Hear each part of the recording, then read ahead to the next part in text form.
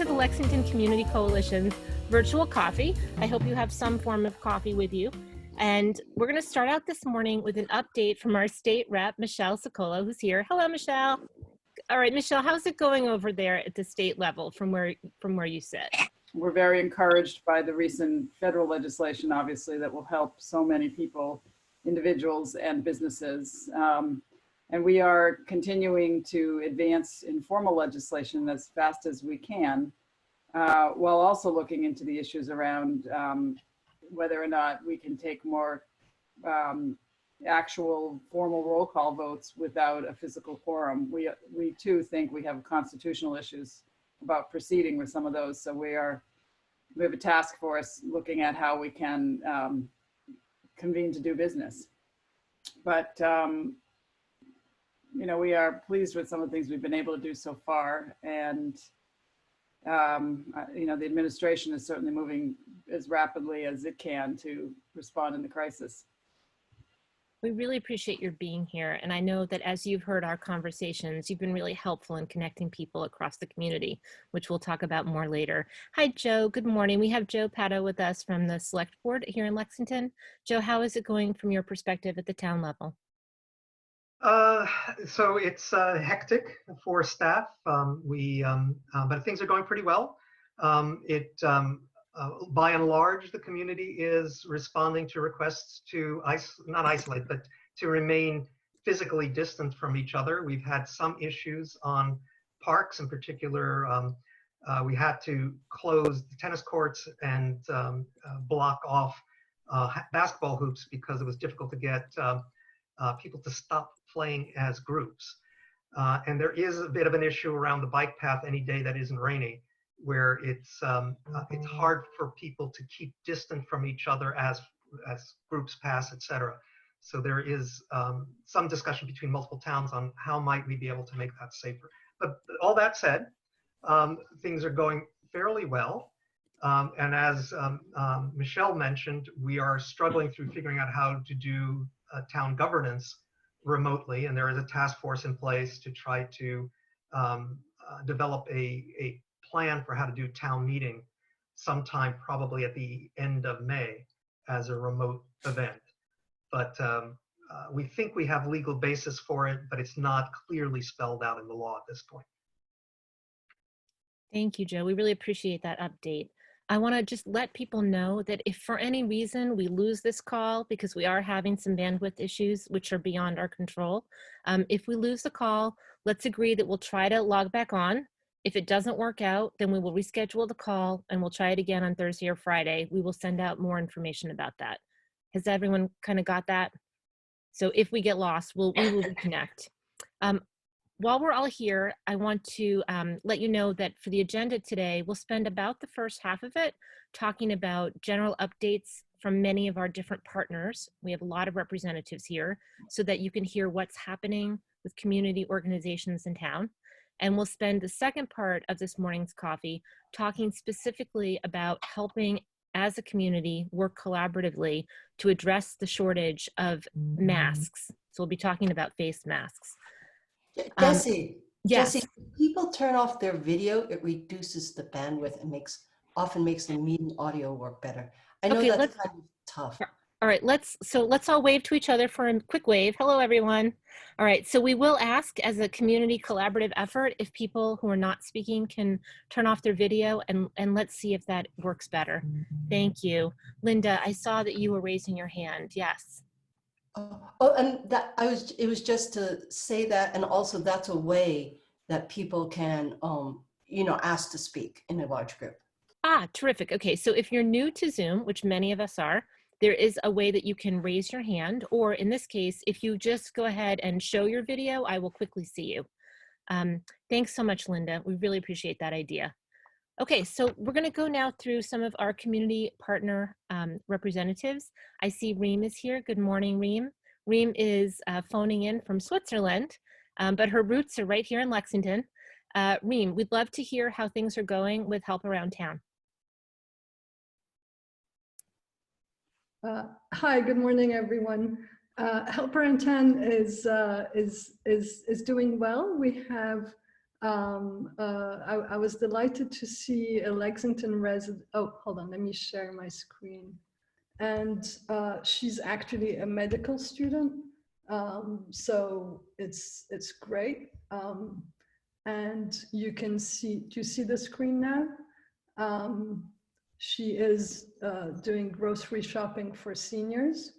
And people have been contacting her, and it's really lovely because she's offering this on a volunteer basis, but people are saying, hey, I'll pay you to do it. And there's also another 10 college students who are available to help, and I'll be contacting them so that they can post their listing on Help Around Town and offer them that for free. Yeah, it's working, and we have a special category page where people can go and post listings and find help and stuff. Thank you. Fantastic. So Reem, just to recap, people can go to Help Around Town if they either are looking for help and they might bump into someone, an adult, a college student, a high school student who has posted either that they're willing to volunteer or that they are willing to do a tour for a paid exchange. And similarly, if you have college students back at home whose term time in work was interrupted and they still need to earn money for their tuition, or if your own work has been impacted and you are looking for additional income, or you have time that you're willing to volunteer, you can go to Help Around Town and either post that you have a need or post that you have a service. Is that correct? That's exactly it. Thank you, Jessie. Yes. Great, Reem, thank you so much. I know for me, the audio came and went a little bit, so we'll make sure that people have the link to the website. And as people are listening, you can go to our website, and Reem, if you can type in the lexhereforyou.org, I will speak a little bit, and then I won't accidentally cut us off. You can go to the Lexington Community website, and you'll see that there's a partner page, which we'll take a quick look at right now.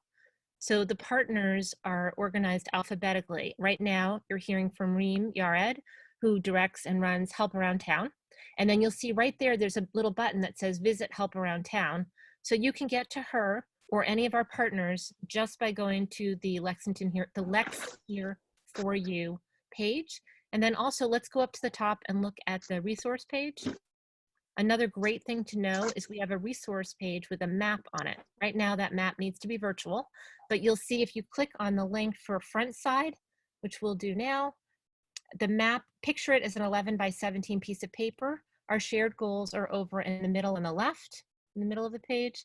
And then the list of all of our partners is over on the right side, and it tells you what all of the abbreviations you may hear referred to. It explains who everybody is. Great, Reem, thank you so much. Also on that page in the blue bar across the top, that's a list of different town departments. So when Joe said it's busy right now, you can imagine all the different departments are figuring out those who are working remotely, those who are still considered emergency staff who need to be at work every day. And there's phone numbers there if you're looking for someone, and there's also website information. Reem, thank you both for Help Around Town and for being a great partner. Sure. Thank you, Jessie. Wonderful. Ragini Pathak, are you here today?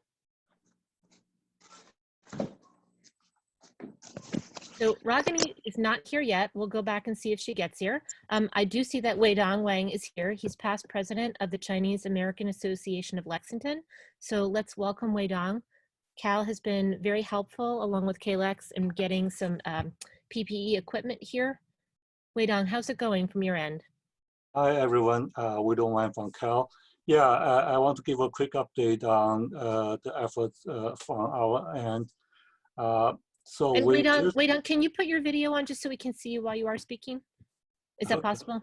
Thank you. Yes. That's nice, great. Yeah. So we just received a couple of shipments, a bunch of masks donated to us actually from friends and family in China. So we're going to send those. So we're going to send 200 KN95 masks to local hospitals, and also 10,000 surgical masks to local hospitals. And also as part of the We Start Alliance, where CAL's donations through CALS, we all go to the Alliance to make purchase together. So CALS donation comes close to about 50% of the total donation. And the Alliance so far has places order for, let's see, 32,000 N95 and K95 masks and close to 150,000 surgical masks and 1,300 protection gowns. Total amount is close to $160,000. They just received about 19,000 surgical masks yesterday, and they are being distributed to about 5-6 local hospitals. And there are other shipments are still in transit coming to us. And so there's a little bit complication here because those KN95 masks, they are approved by CDC, but in the most recent list from FDA, KN95 is not on the list, which creates complication. And there has been reported a large shipment of KN95 masks has been held at US Customs side. And also because of it's not on the list of FDA, some of the local hospitals said they cannot accept them. So we have to make some change yesterday because, for example, Children's Hospital just yesterday told us that because of the new FDA regulation, they cannot accept them. So, but there are still other hospitals, they say that they will take it. So we're making changes and sending to other hospitals. And also locally, last weekend, we announced a new site, new portal. Basically, we're telling local Lexington residents that if anyone has any urgent need for masks, they can request from our site, and we will try to match their needs. And so far, we have had about 15 people contacting us with total about 75 masks being asked, and we're doing our best to match the need. And actually, I have a small picture to show you guys. That's our self-service mask pickup. Can you guys see the picture here? Yes. Yeah. So okay. So this is our, so because we are trying to make non-contact pickup and delivery, so we actually put this out in a wood area with a chair and a plastic container, and inside, so we marked each person when they request, they have a number, and we mark number 5, number 10, number 11, and whenever we have it ready, we'll email them, telling them your mask are ready, here's where you go, and you please pick only the mask that marked with your number. And we also put a small bottle of hand sanitizer next to it and tell people, well, clean your hand before you open it and take just whatever you need. So small umbrella on top of it, so it's weatherproof. Let me stop sharing. And yeah, so that's what we're doing. And also we have another site which we announced about two weeks ago for people to volunteer and to ask for help. We got quite some volunteers, but actually not many asked for help yet. So I know some of you already signed up our site. You probably didn't hear much about what's going on. It's because we haven't gotten many asked for help, but we did get asked for masks, which we have a different site to take care of. I'll put the link in the chat area in case anyone wants to know them. Thank you. Great. Thank you so much, Wei-Dong. And Wei-Dong, just to clarify, because we'll be talking about masks quite a bit today, the masks that people can ask for are the surgical single-use. Yes. They're masks that feel kind of like paper, and they're rectangular shape, and they're considered the less they're perfectly good masks, but they're not the N95s, which you're sending to hospitals and medical places. Is that right? Yes, the N95 is really is for doctors and the healthcare worker to use. For ordinary people, if you need to go to the doctor office, you go to shopping, you feel like you need some protection, the surgical mask is perfect, okay to use. Terrific. And Thank as a matter you. of fact, according to CDC recommendation for us ordinary people, you really don't need N95, but surgical mask will be good to help you to protect you. Wonderful. Thank you so much. And because we know it's really generous, the amount that you're helping make available to the community. We know that as some people are deciding they want to have not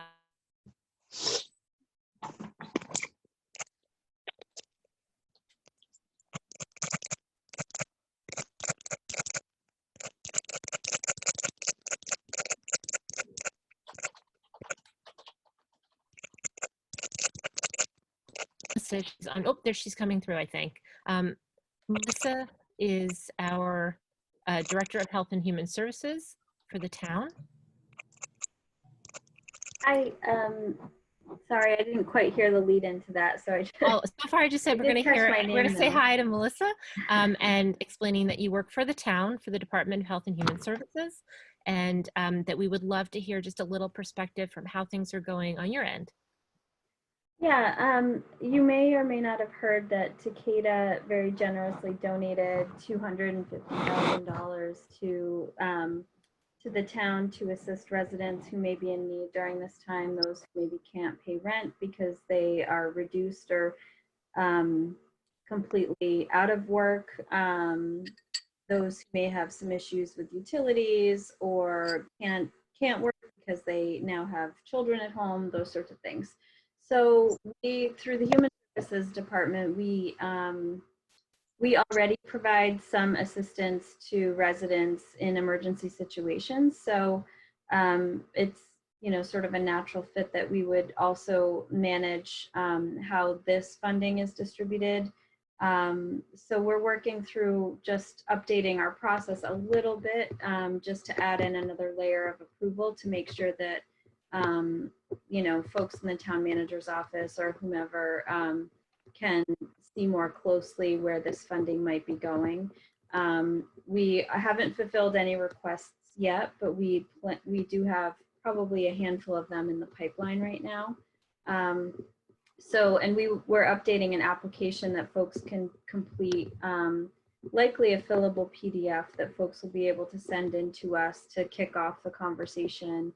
And then we will be we'll be communicating primarily by phone and by email with applicants and requesting documentation, you know, confirming residency, confirming their identity, that sort of thing, to make sure we've got some checks and balances in place, as well as, you know, any eligibility requirements they may have around getting the funding. So a little bit more on that as soon as we've got that process finalized and approved, and we'll have some stuff, I think, on our website and get the application out, probably posted there as well as through any email channels. And that's probably the main thing we've been working on in the last couple of days. We've obviously, you know, we hear from a whole lot of different groups. We've been talking weekly with folks who are providing meals and volunteer services and that sort of thing.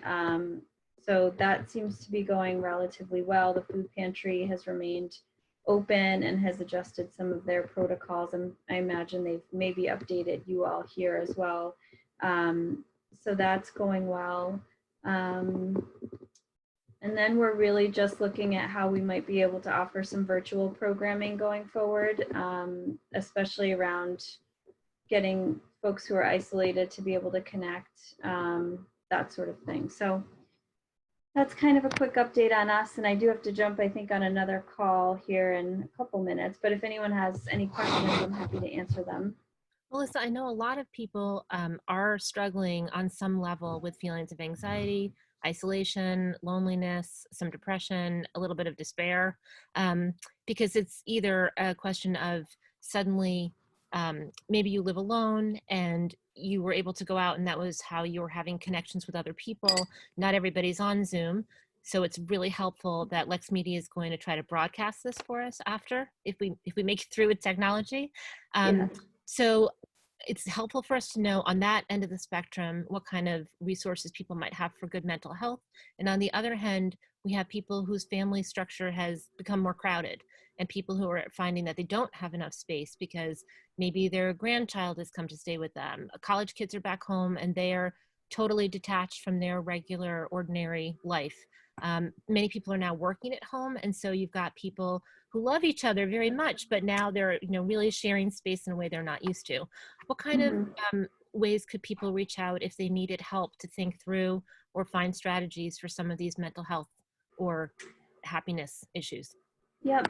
So our main phone number and all of our direct extensions are still on and working. We're all working remotely, but we're checking voicemails. We also have an online contact form through our website, multiple places through our website actually, where if folks want to email to us, that might be a quicker way to get a response to us or from us, excuse me. But so we can certainly provide some of that direct connection with people in terms of support through a specific situation over the phone likely. But we also still have the mental health referral service, which is William James Interface. So they are still working, and they are working in a slightly different world now where they're really trying to connect folks with providers who can do telehealth and who can do virtual appointments online. It's not the most ideal situation in terms of building a relationship with a new therapist, but it is, they're still active and they're still looking to match people with behavioral health. So there's a lot of different options, but we can be sort of a one-stop shop with that in terms of either talking with folks directly or connecting them with a longer-term resource, depending on what the needs are. Melissa, thank you so much. We know that working remotely presents new challenges for everyone in our town staff, and your good energy is really appreciated on this call, so we know what's going on. Thanks everybody. I'm gonna jump off, but I'm happy to take questions by email, and our phone number, like I said, is up and running. So if folks want to just go to our website, you can find all the different ways to contact us. Thanks so much, Melissa. We really appreciate that update. Bye. Hi, bye-bye. I'd like to do one more really quick update, and then although we had a bumpy start, I want to move us to our mass discussion for people who are joining us and will need to hop off. So can we just do one quick update from Hausi? Hausi, do I see you here?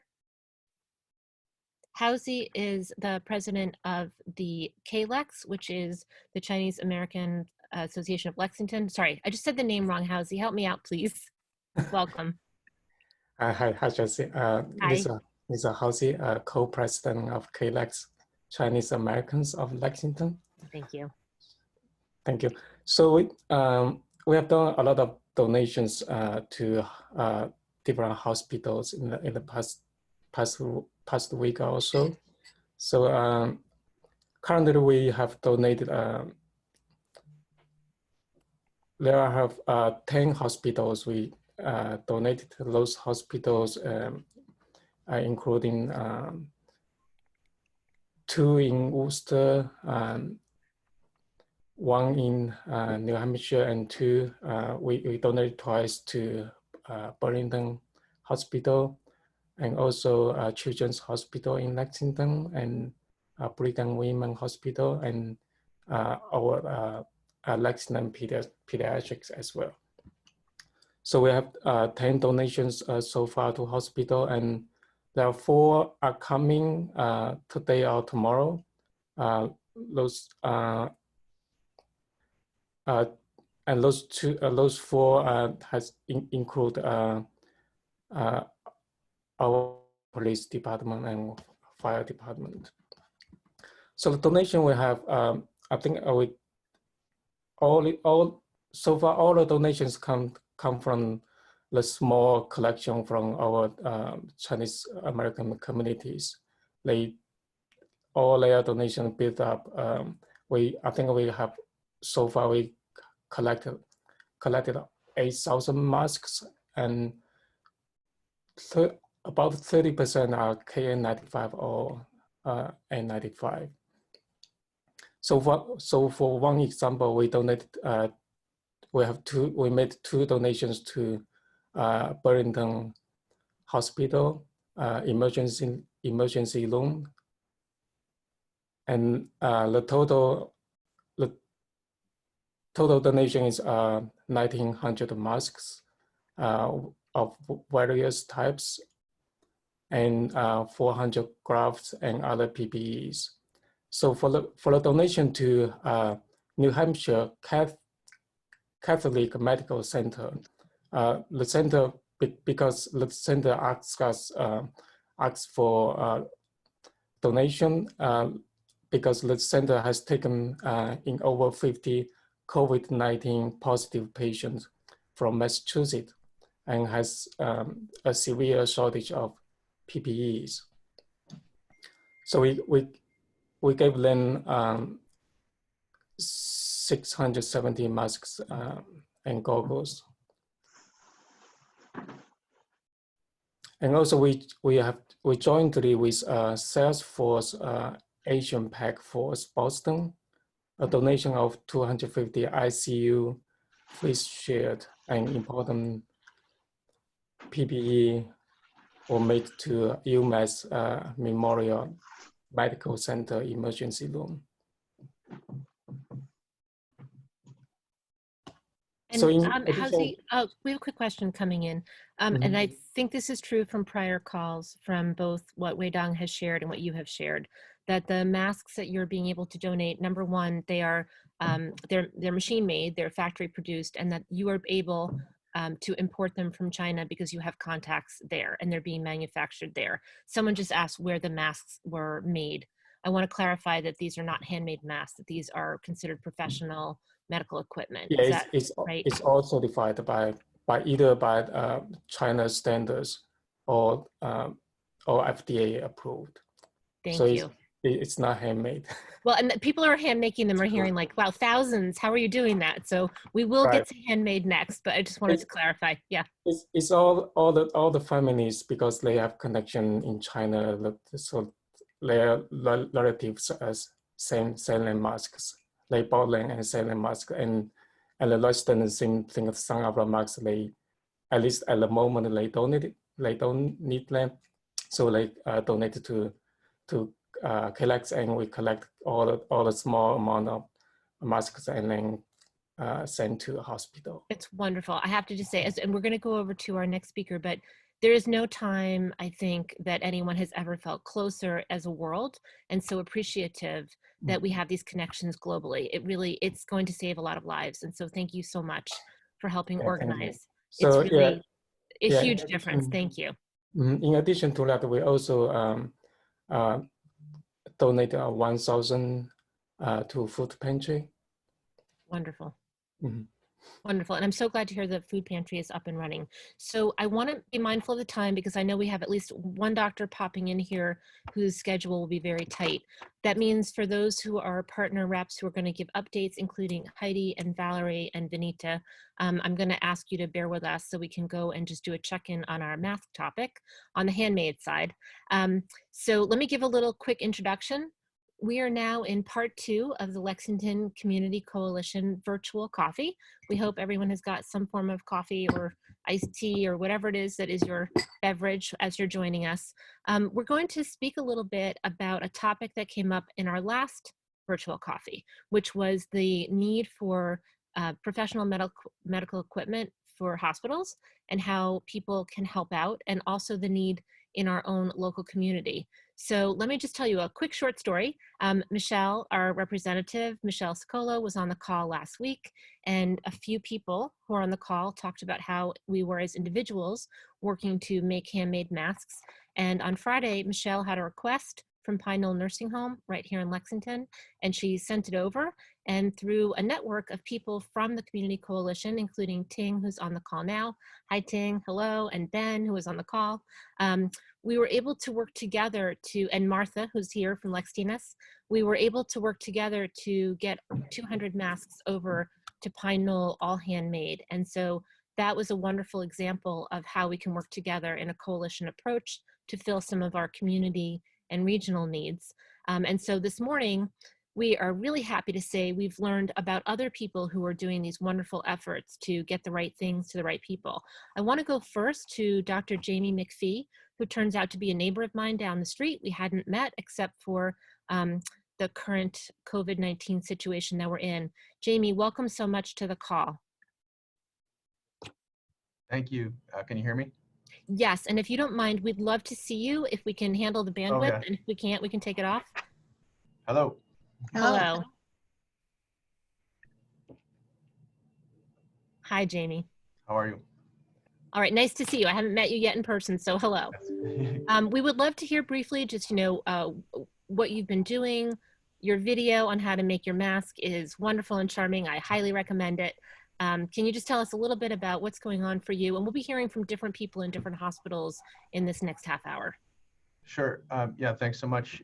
This has been a sort of start and stop and moving target for us because, as this sort of unrolls, different rules and regulations are happening in different places. So initially there was a big stampede. Let's get all the masks made that we can because we're going to be short on everything. I think, where I am now, the census is just slowly trickling up. Other places like MGH is getting more of a rapid influx. For us now, the party line still is we're not using any cloth or homemade materials yet. But the concern from all of us here is that suddenly that could change. One, there are already centers around, as you probably know, that are requesting specific masks. And I think that's part of the challenge for people, which I didn't know the word was sewist, but apparently the word is sewist and not sewers, since that doesn't translate well in writing because it's the same as sewer. Exactly. And maybe seamstress is outdated. So for us, having done all the research for our center, if we're going to end up using them, we do want the ones that are conformable to your face and we'll be able to have an insertable filter. I think a lot of places are just requesting simple masks because it's easier for people to make and it's not such a challenge and there's no other foreign materials inside of it. So yeah, it's a challenging thing. And I'm wondering, and a lot of people are wondering, there's a lot of debate if the CDC is going to change their recommendation that the general public starts wearing masks too, which would obviously be another whole influx of need on that front too. So I think the more people can make their own, if that ends up being the case, for me, the goal would be, not to have the random truck driver wearing hospital issue PPE, but rather have cloth masks out in the community and then divert the flow of the proper PPE into the hospital systems. Thank you. We really appreciate that perspective. And as we're speaking, we're going to have people who will be able to hold up masks, but I'll give you a sample. So this is a sample of one type of kind of relatively simple pattern that people are making and either providing to hospitals or to nursing homes or hospice in our area is asking for donations. There's assisted living places that are asking for donations. And we put together a spreadsheet, which I will put up in a little while, so people can see the kind of needs that are out there. And if you are a sewist and you're able to help out, this is the time for sure to take out your sewing machine. And if you need fabric, we'll talk about how you can share in the community. We've got Janet Lane here. And Jamie, if you can hang out a little bit, we may have some Q&A. We have Janet Lane here. Janet, we would love to see you now. Thank you. Hello, Janet. Janet is helping us connect to Tufts Hospital, where they are asking openly and directly for some masks to be made and donated. Right now, I know we're working, my sewing group is helping work towards that goal. Janet, we would love to hear how things are going and how we can help. Tufts has been, are you hearing me? Yes, wonderfully. All right.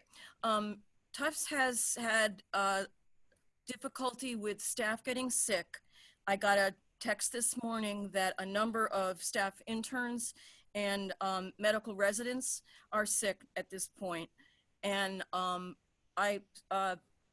connected to an infectious disease doctor, and he said he's sure they're using the masks because when he walked in into the hospital without a coat, he was immediately given a coat, and they're trying to get masks on as many people as possible. Part of the goal is to take the homemade masks and put them over the N95s to extend the life of an N95. So some of the doctors are using the cloth masks over the N95s to keep them in use longer. The other non-medical but important use of a mask is you put it on and it helps you remember to not touch your face. So you got something on your face and it's reminding you, don't touch your face, because so much of the infection is from hand to face because it's gestures we are just reflexively doing. So for both of those reasons, to extend the N95s and to help various people who are passing through the hospital stop touching their face. That's an important rule. I delivered from our little network 125 yesterday that we have put together. They're using the pleated style that Jess held up. And I experimented with some other styles when I had to do a grocery shop. It did the same thing for me. Don't touch your face. So that's the quick summary. And I don't know, Jess, if there's more that I should respond to, but I know we got a lot of people on the call. So, so Janet, same thing, just hold off there. That's perfect. And I think as we go through a couple more people, I will put up a link. I'm holding off on the link because I would like everyone to be able to really focus on our speakers first. And just like kids, once I give you the link, you're going to click around on it. So, I mean, probably I would. Can I add one more point? The location of Tufts Medical is in a very difficult neighborhood. St. Francis House Homeless Shelter is a short walking distance. There's a lot of people with acute need in their neighborhood, and that may be relatively important to the high infection rate going on there, but Tufts is very, very glad to have handmade masks, and I'll close it there. Janet, thank you so very much, but stay there because I know we'll have questions. I would like to now hear from Ben. Ben is also a sewist. He has been working on what I like to call the curvy mask, and he'll show us one. Ben is connected to Mount Auburn Hospital, and as you'll get the sense of here, different hospitals are looking for different style masks. So if you decide to help out, it's really important that you figure out which hospital you're giving to so that you put your energy into making something that will go to the right place. Ben, will you please let us know what's going on there? Thank you, Jessie. Good to be here. Good to see everybody else here. Yes, my wife and I have a personal connection with somebody at Mount Auburn, so that was where I chose to focus my efforts and the efforts of the group that I'm working with. Over the last 5 days, we've made two deliveries there of a total of 60 masks, and I was able to speak to the person who is stopping everybody at the front door of the ER at Mount Auburn, and I delivered them. She was very thankful, and she gave me a little bit of information about how the masks are being used. They are they are not using them for the staff at Mount Auburn. What they are doing is that there are people, patients there who are requesting masks. And so they said, bring as many as you can, because there are a lot of people coming through here who would like to go home with masks. And now that the common wisdom seems to have changed from don't wear masks because we don't want you using masks that medical staff will use, with this influx of homemade masks and for other reasons, they're saying generally the public, when they go out, should put on a mask when they go out and possibly interacting with other people. So with that change, I think that the homemade cloth masks are going to be more and more in demand. So I'm part of a small group. Mostly it's been two of us who have been sewing, and we're hoping that the other members of the group will be able to come up to speed soon and start helping out. This is one of the masks I made. it happens to be the kind where with the pocket to put the insert in, but what Mount Auburn is saying, since they're not going to be used by medical staff, and since it's easier just to do the simpler masks, you know, just do those. They look pretty much the same on the outside. So this is one of my personal ones. One of the things, since the elastic, a quarter-inch stretch elastic is kind of hard to come by. What I've been doing is for the ties, I've been using about 20 inches of cloth tie sewn to the elastic tie, and then 20 more inches of the cloth tie to go through the mask. So so that's what we're up to. Terrific. Thank you very much. Now, what I'd like to do is I have more people who are going to speak, but I want to show you the link while we have Jamie and Janet and Ben here. So I'm going to put that in the chat bar, and I'm going to share my screen so that people can see it. Okay, here we go.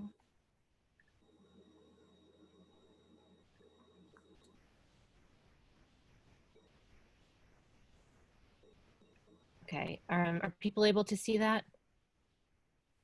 I just want to draw your attention not yet. It's coming in maybe? There it is. There it is. Okay, so I'm not going to read through it now. You all have the link, but I want to give you an example. So for example, in row 28, you'll see we have Mount Auburn is the hospital. Helping them is something in process. That means someone in our community has stepped up to say they'll be a point person. It tells you what kind of masks they would like. It sounds like they're taking curvy and also rectangular. 60 have been delivered. The contact has been. You go along his email address in there, and he's also a note saying that you can email him for pickup or drop off. A little lower. Often evacuate, evade, engage, train. A little lower down, I'm going to find Jamie is in here. Okay, under row 25, it says VA hospital in process, 200 have been delivered. Jamie has a link in here, which is really fun to watch, where Jamie actually demonstrates how to make the mask. We have his name here, his email, and a note on how you can get the masks there. Similarly, if you scroll up a little higher for Tufts in row 17, you're going to see, again, that's in process, which means we have a Lexington person or a community member nearby who will help us connect to the hospital. They're looking for ideally 500. There's a link on the pattern they like. It tells you you can reach Catherine or Janet Lane. We heard from Janet. There's an email here and a street address for the hospital. However, because Janet and Catherine are connected, they can actually help get them there more quickly by gathering them up together and taking them in. So if someone on the call is interested in helping out, now, even if you just made 4 or 5 masks by yourself at home, you'll know which pattern to use, which hospital will accept that pattern, and you have a local person that you can click on who will help get them there. You'll see under Brigham and Women, there are 2 different people. Sana McDaniel and also Nagasri are both people who are helping get supplies. New information this week was that Brigham and Women's is looking for caps, the kind of caps people put on. So there is a link, I believe there's a link to a pattern. If not, we'll work on getting that there. So if someone's made a lot of masks and they still want to help, but they just would like some variety, there's a need for caps. Now that word is out about this spreadsheet, if you have a need for the handmade masks, you can add whatever community need you hear about on this list. And you'll find as you scroll down to the bottom, row 43, I want to draw your attention to that. It echoes something that Janet Lane said, which is that row 43 is 23 is St. Paul's, and they help facilitate a food pantry in Boston for people who do not have homes. They service about 60 people on Mondays, and then they see other people during the week, and they have it's a very moving story. They have people who, because they're sheltered outside and are homeless, they are in very close proximity. They can't really practice social distancing. They have a relatively small request. They're hoping for 50 masks. When you start hearing about this need, you're going to need to make your own personal decision about how you want to contribute, because all the needs are pressing. Jamie, I wondered if we could go to you for just some thinking about this. What I'm understanding from reading articles is that as medical people, as some medical institutions start to top off and feel good, others like Tufts really have a daily need and they're using them right away. So that maybe some people do want to shift to places like helping take care of a homeless food pantry, because if we can help protect anyone there, then they don't become, hopefully, patients in the hospital. We don't want them to be sick, but we also know that we need to try to keep people from overflowing in your emergency rooms. What are your thoughts about that? Agreed. Yeah. So I think if right now, if there's centers who are requesting them actively, that would be the best place to triage toward. It's good to have a little background production, maybe to some of the secondary centers that suspect it'll be happening. And certainly if the general community thinks they're going to start needing them. The funny thing is I was wearing a mask in my hospital about a week before the hospital came out and recommended it. And then all of a sudden they need a bunch of masks. And I think it's the same in the community. You go to the grocery store, some people are wearing them right now. It's a personal choice. Actually, if it's just declared something that everyone should do, it becomes a lot easier. Even in the hospital, wearing a mask, you know, probably 40% of people wearing it around the hospital before it was declared mandatory, and you feel a little awkward wearing it. People suspect that you're recovering from the virus or whatever. So when they issue a decree, it makes it a lot more comfortable for everyone. So that'd be my wish, I guess, for the next few weeks, is if they would just come out and recommend it for the society at large, in which case that would be the best use for cloth masks, I think. I really appreciate that perspective, because you're seeing it as a resident, you're seeing it as a professional. I want to introduce Ting now. Ting Fang has been amazing.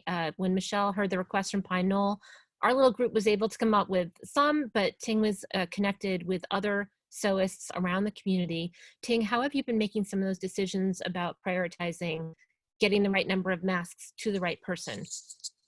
Yeah, this is the difficult part now, I think, because originally over the weekend we were seeing majority of the hospitals are stopping taking drop-offs, and we kind of hooray on that. We thought that, well, maybe supply has been meeting the demand, hopefully, and we told people maybe stay home and just do, you know, your own to a neighbor or whatever, friend, as a gift. And all of a sudden, Jessie came back and like, oh, we've got these 500 requests from Tufts and then another 1,000 from a hospice. I'm like, oh my gosh. I actually, that same day, we dropped off hundreds for advocates. For those who's not familiar with that organization, it's a nonprofit who helps with disability, people with disabilities, mental health issues, deaf, and they have over 1,000 employees who had to still go to work with zero protection. And so I partnered with my temple, Wisdom Temple in Billerica. They had people donated masks to them as well. And so there was like 300 disposables, and then over 200 handmade that we collected from Billerica, among basically our town, Billerica and Belmont, within the same day, to give out to her, and they were very happy. But it's like, it just seems to be more and more will be coming. And I think I'm also open to suggestions on like how should we really prioritize whom to get what first. And also I got a call from Westford House, another nursing home in Westford, this morning, because we also get that request through the team who was making the homemade ones, that they had zero for their nurses.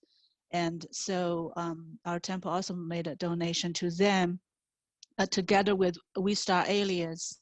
By the way, I'm also— Wait, can you hold on one sec? I want to jump in because Ellen's going to have to hop off. I'm going to come back to you. Okay, sorry. I want to introduce Ellen Cameron now. Ellen is a volunteer in the town committee focused on seniors, but she's also a professional. And so Ellen, I really would love to hear some of your perspective, where you're connected and what you're hearing.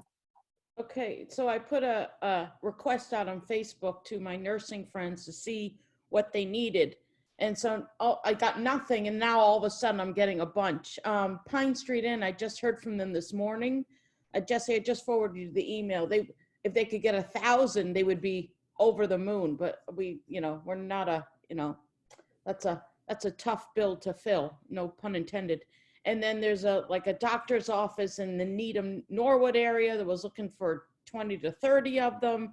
And so I think everyone's in need. And as Jamie was saying earlier, that the more they talk about how touching your face is how we can get infected, I think masks are the way to go. But I do think, my personal opinion, that we need to get to the healthcare people first, because if they get infected, they're not going to be able to help anyone. So I think we got to start there and then go out. That's my own personal opinion. Get the hospitals, nursing homes, whatever, filled with their healthcare workers, and then mass blast to the community. So and Ellen, you mentioned yesterday that there are some nursing professionals or doctors who it may be for them at their hospital or where they work, they're not supposed to wear a handmade mask. Right. But some of those professionals are looking for these masks. They don't have time to sew, or they don't have sewing machines, and they would like to wear something when they leave work to get home. I know my cousin's a nurse in New York. She takes 2 showers when she gets home, but she's got young kids and she doesn't want to infect anybody. So if you whichever way you go. So I want to share a little bit about the spreadsheet. We will end this call at 10:40. We try to be an hour, but we were a little late start. So we will still get to everyone. I'll ask everyone who speaks now to be super succinct so we get everybody in. Thank you. Ellen, to your point, Jamie has commented in the chat bar that it does show really rapid change the last 48 hours. Yep. Many people probably heard the very sad news story about a nursing home in Massachusetts where multiple people died. And I think that more people are afraid. So I got a call last night from an assisted living director who lives here in town saying, because of that news story, many more people who are seniors who are living in, in a different setting than their own home are asking. And you can buy them on Etsy, but you can't buy 1,000, you can't buy 500. And no one wants to be in a position if they're directing a place and handing out a few. You either want to have enough to take care of everybody, or it just makes it more difficult. So hopefully people are hearing enough community voices to understand, number one, there is a real need. Number two, you need to make your own value judgment about if you decide to make them where you want to send them. And we've tried, and I'm going to share again, we've tried with this sheet to let people in the community, if you have a need, you can contact any one of us who you've heard speak has permission to edit this form. You can contact any of us, you can add your own. So I'm gonna go here to row 46 if you scroll down, and I'll just type in a sample. I would type in name of institution. I would type in, if I'm gonna be the contact, if I'm volunteering, I would put in process. If it's blank, it means I'm just letting everyone know there's a need, but I'm not volunteering to connect. But let's say I would say in process. And then I'm gonna say they want masks, and I'll put in a link for which mask they want. Or I can at least write Ticanus style. That means the rectangular with no filter. And then I can put in here my Lexington contact, I'm Jessie. I can put in my email. And I can say whatever it is I wanna say, like a volunteer will pick up. And once we have that, it means anyone in our community can make their own choice. You can get this link. We're going to put it up on the Coalition Facebook page and send it out. So you can put in your own information if you're willing to volunteer. Mickey asked about where to get fabric. And on sheet 2, you are going to be able to see if someone puts in that they have fabric. I tend to have fabric. A woman named Sue Polanski and Leslie Masson are actually cutting up kits, which will have fabric and either string ties or elastic. And so if you're someone who can sew, you can use this chart. And if you're someone who has fabric, please, if you're willing, put your name up there so that people can contact you. We're trying to make it as self-serve as possible to help as many people as possible. So I'm gonna pause for a minute. If you have other mask questions, feel free to put them in the chat bar. I'd like to go to Heidi though now from Snap, and Vinita, because last week's call had a really happy match between the two of them. Heidi, how's it going?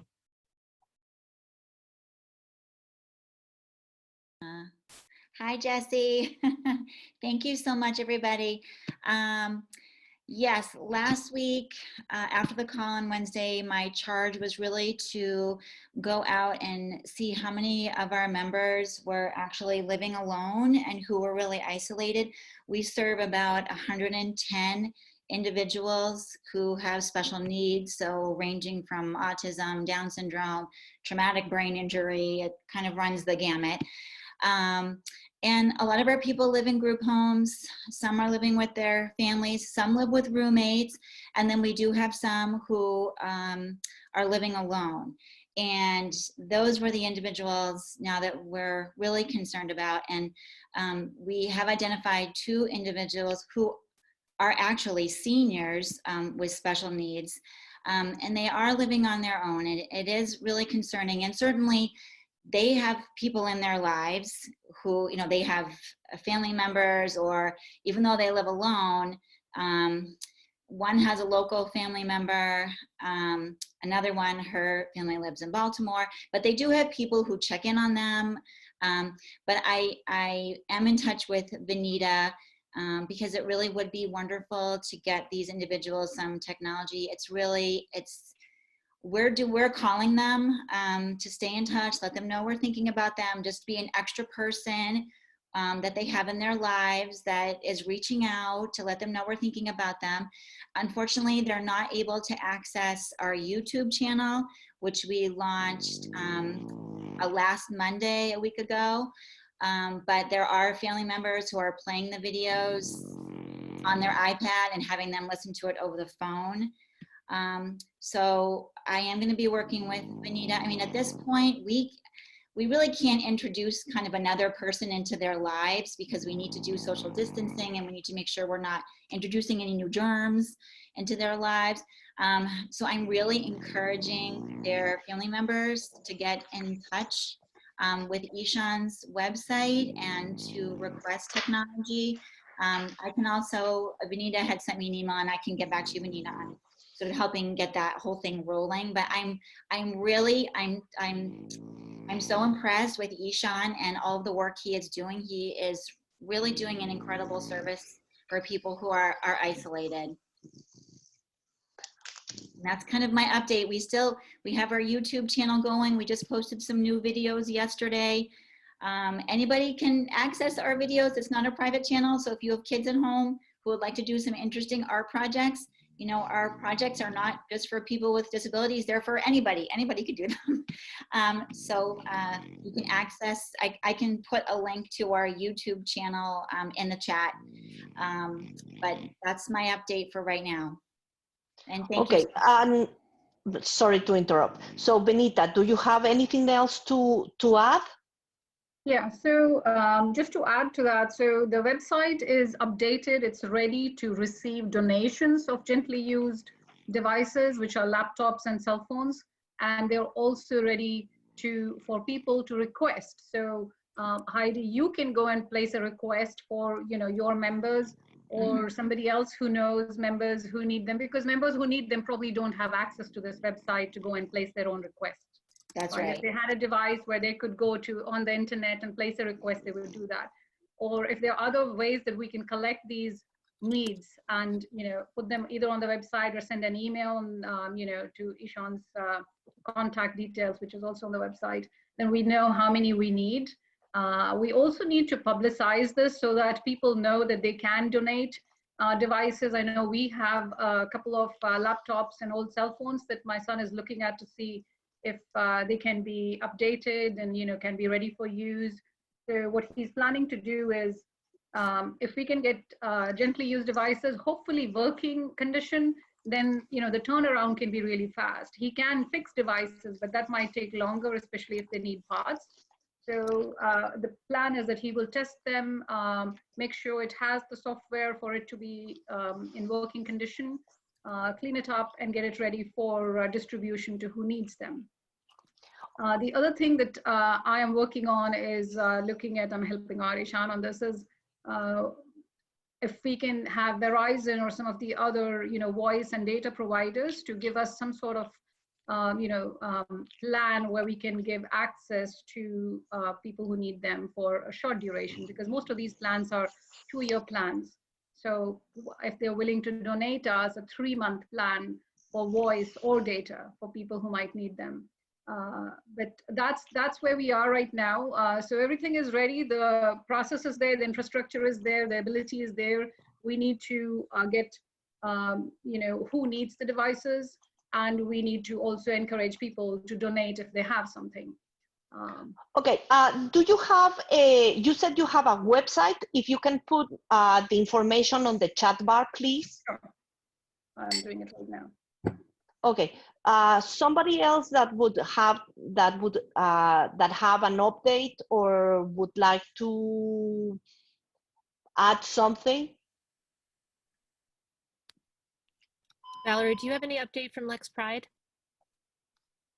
Sure, I can just quickly provide an update. We are continuing our help network where we have volunteers who can help people with errands and also check-in calls to make sure that people are doing okay. We are finding that students who don't have the outlet that they used to, who are LGBT and are in unsupportive homes, are having declines in mental health. And so we are trying to kind of do check-in calls and make connections to help those people. We're also continuing with our Lexington Together, Lexington Strong video campaign, which has started out of a concern around the racism against Asian people that we have been observing. And so we welcome people to make more of those Lexington Together, Lexington Strong videos. You can find information about that on Lex Pride's website. And we're continuing the other initiatives that we have reported on previously, so I won't take up time on those, but those are the highlights. Thank you. Thank you. And we want to finish up in the next 2 minutes if possible. Mona, do you have a real quick update possibly?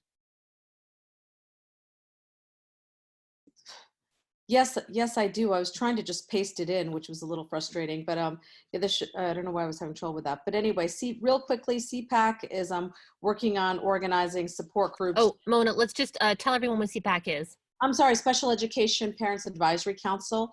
And so similar to what Valerie said, without school and all the supports that go with it, there have been different struggles, but struggles within the special education community, understandably, under these unprecedented circumstances. Basically, we're in touch with LYFS, we're in touch with the schools, we're in touch with human services. I think what we're kind of going to work on next is sort of community, communication a little bit, both to the CPAC community.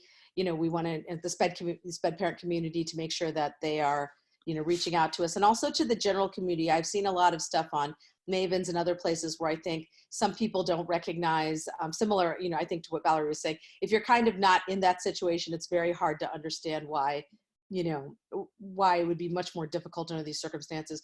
From the Human Rights Committee, I just wanted to say that we're in contact with the various cultural groups, including our Asian cultural groups, and we continue to monitor hate incidences. Of course, you can reach out to us, or you can call me directly. I'm desperately trying to put all these into the chat bar. I apologize. If not, when you send out the notes, maybe I can just send you this update written, if that's okay. Just want to end by saying that I will send a written update to Jessie, who will definitely distribute it to whoever was on this phone call. Great. And as everyone knows, today is April 1st. I don't have an April Fool's. I have a genuinely happy thing, which is the Patriots Day. Traditional activities that so many of us look forward to are canceled this year. However, in partnership with a bunch of groups, and including the Fife and Drum Corps, hopefully the Redcoats, that's His Majesty's Regiment of Foot, there will be this really exciting opportunity for people to enjoy a virtual Patriots Day. So we'll put information up on the Lexington Community Coalition Facebook page. We will also share it. We'll make some sort of PSA to put out on LexMedia. And we hope everyone will maybe take a little time this weekend to think of a way to help us keep up our tradition and our spirits in what is an unusually challenging time. And we hope everyone has a terrific day. Stay safe, wash your hands, and we will look forward to seeing you again on our next call.